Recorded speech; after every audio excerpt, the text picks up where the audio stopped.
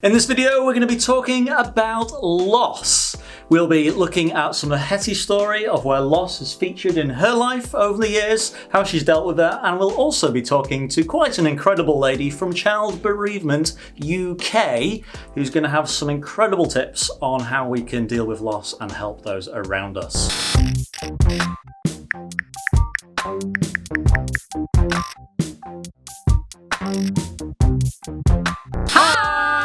Welcome to our safe space to explore the big issues of life and faith in Southport schools, in the local community and online. My name is Hettie and this is Tabz, Yeah. and we are local youth workers who travel around schools or send you videos. We are a friendly face, someone to talk to, have a conversation with, and to help you explore the big issues of life and faith with you. Great, so here's another video that we have chopped today from our YouTube channel that hopefully will be helpful for you in your lesson in school today. So, like in the other videos in our Realtalk series, we are taking things a bit deep today with the subject of loss. If that's a bit too deep for you right now, then do go and check out some of the more light-hearted, fun videos on our channel and enjoy them instead. However, we do think that Hettie's story and the amazing lady that I'm going to be talking to very soon as well will bring some great insights into your life and maybe the life of others around you.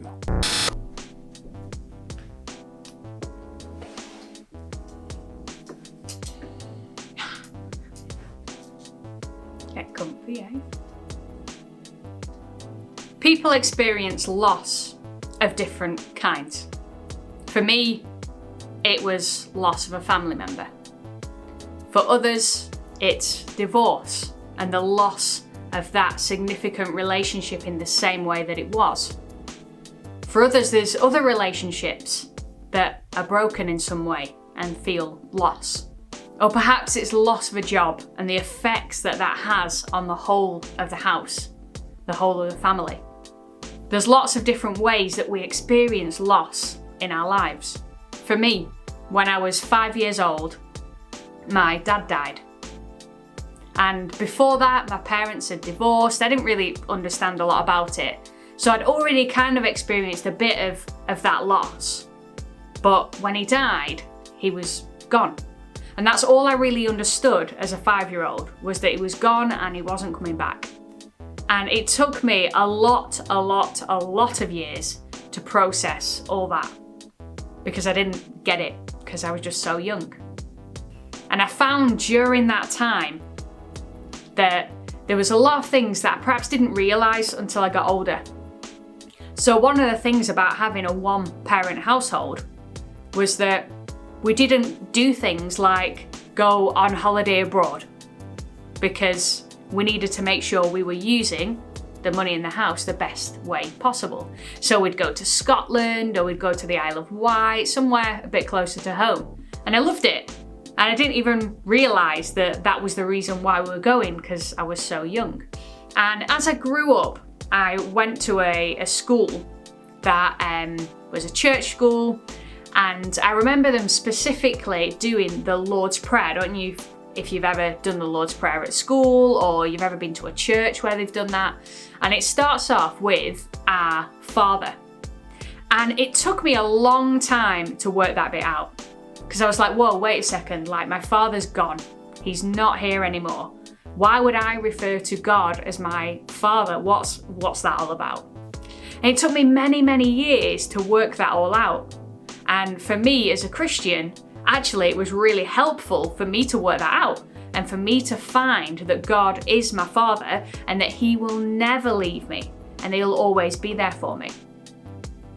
And when I was 11 years old, my mum got remarried. So I had a stepdad, and it was great, and I really liked it, having, you know, more people in the house and more people to pick me up from places and, you know, that kind of thing. And it was great. But unfortunately, when I was 21, he also passed away. And that was a really different experience, really different. Because when I was 5 and my dad died, I didn't really get it. But when I was 21, I understood so much more of what was going on around me. I understood a lot more about what I could do to help myself and to be a support to those around me. And I really felt in that time that I drew closer to my family because we had to be there for each other. We had to be there for my mum. And I really found that my mum was an absolute inspiration in that time. She's amazing. And what was really great was that my mum is a Christian too. And she realised that she had hope in that time. Even though life was all over the place and life was really difficult, she had hope that things could be better. She had a hope that Henry, my stepdad, was somewhere better. And she had faith in God that he would always be there for her and he would never let her down. And so for me, as someone that has faith, I found drawing closer to God was really, really helpful. But there's loads of things that people who experience loss can do. Whether you're a person of faith or whether you're not a person of faith, there's a lot of things you can do to help yourself and help those around you. And one of the things, as I said, was drawing closer to other people. The people that you love and that love you in that time.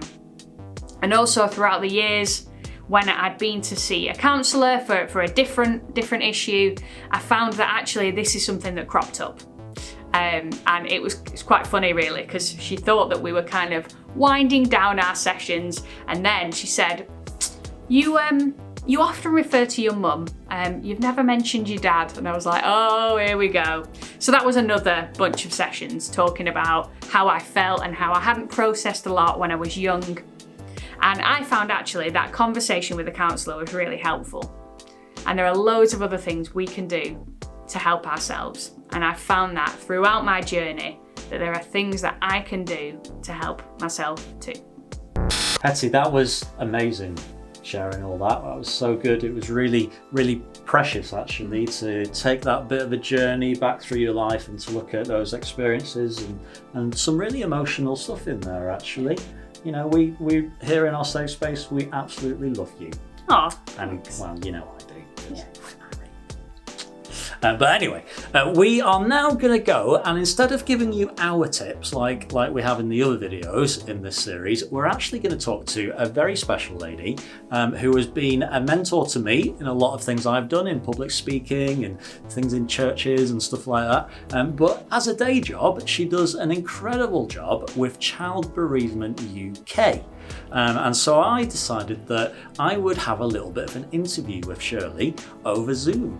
So here we go. Hi Shirley. Hi Tabz. It's great to have you with us. Shirley, it's really an honour to chat with you about loss, about bereavement. I was wondering if you could tell us first a little bit about Child Bereavement UK. Okay, it's a national charity that I work for, and as a charity, generally pre-lockdown stuff, they offer one-to-one support and group support to bereaved children and families. We support families where a child has died of any age, and we support children and young people when anybody significant to them has died. So customarily that would involve, one-to-one meetings, group work, meeting other bereaved youngsters, all sorts of stuff.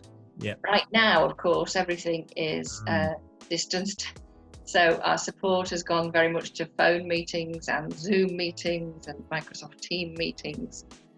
Several of our young people's groups have kept going as a Zoom group, which has been good. Yeah. They're probably a lot happier with that kind of technology than I am, so it's worked out all right. My role within the charity is Director of Regional Development, because we're working on a project across the north. It's 4 northern cities.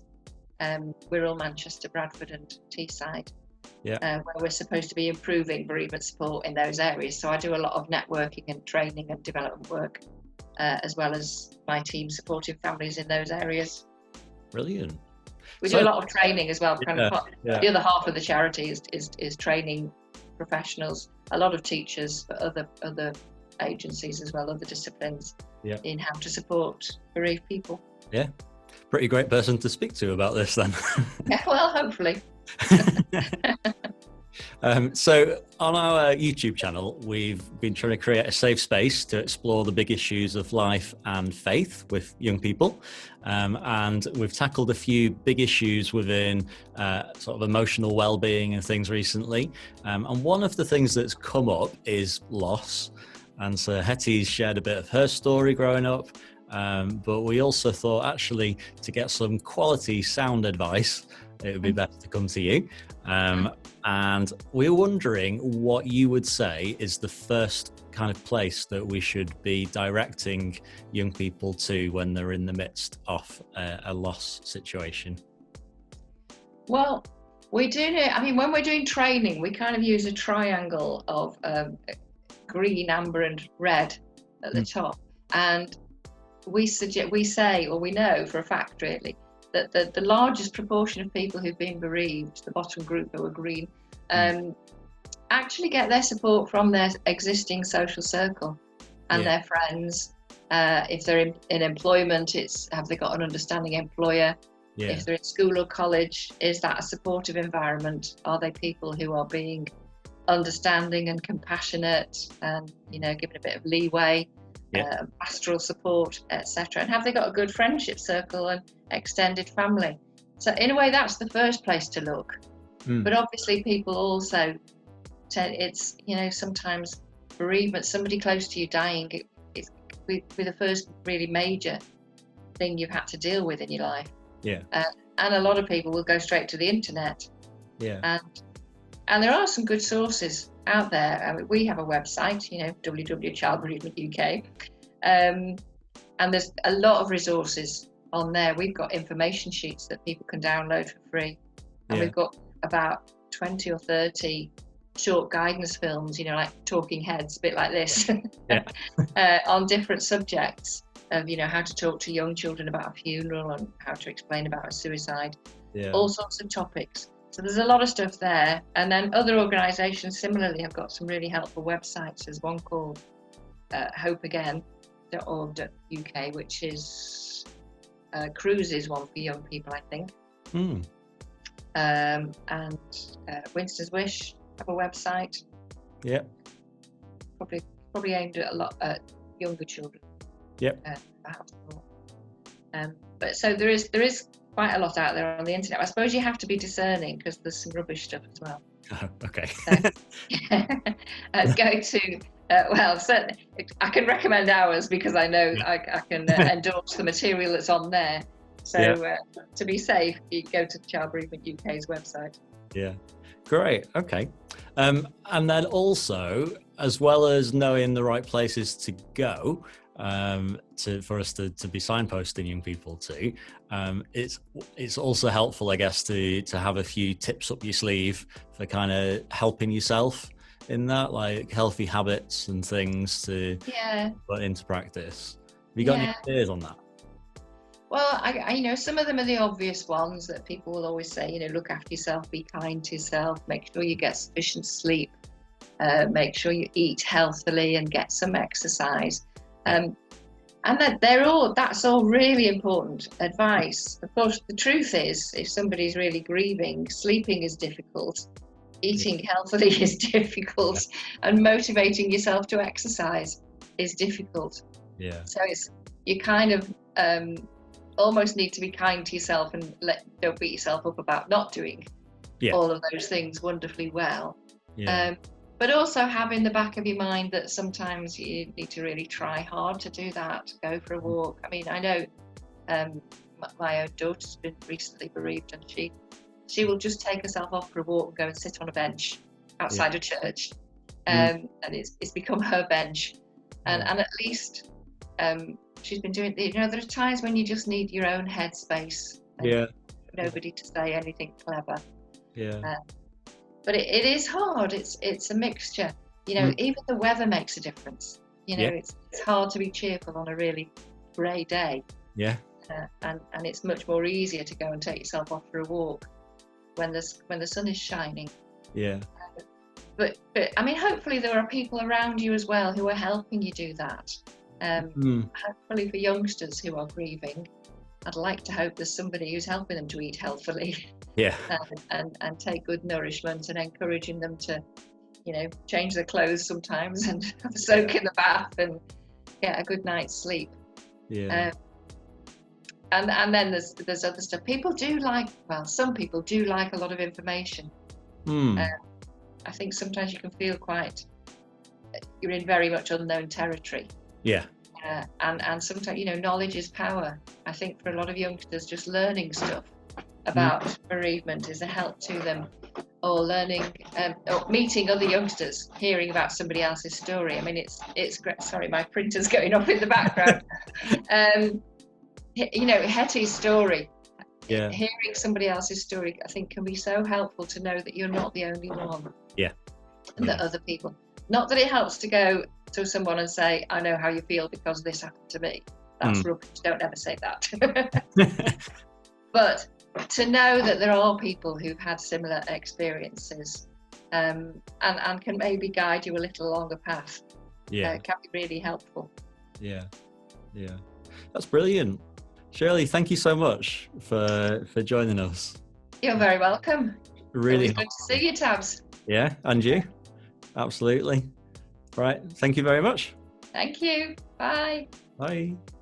Hope you really got a lot out of this video today. I personally really appreciated hearing Hettie's story and also chatting to Shirley about some of those incredible top tips that she has for us on dealing with loss. Of course, loss can look very different for different people, and if you are in a place where loss is a factor in your life right now, we do recommend going to check out some of those places that Shirley suggested. We'll put the links in the description if you didn't catch them in the video. Those are much better places to go to than trying to message us and things. Usually if we were in a school physically, we could be someone that you could talk to about this, but at the moment through these videos, this is just what we're trying to do. So hopefully that video has been helpful for you today in school. If you'd like to check out more of what we do, you can watch the full version of the video on our YouTube channel, or you could go over there and see what other fun stuff we've got kicking off on our YouTube channel, and subscribe and all of that sort of stuff. But otherwise, we hope to see you in another lesson soon. Bye!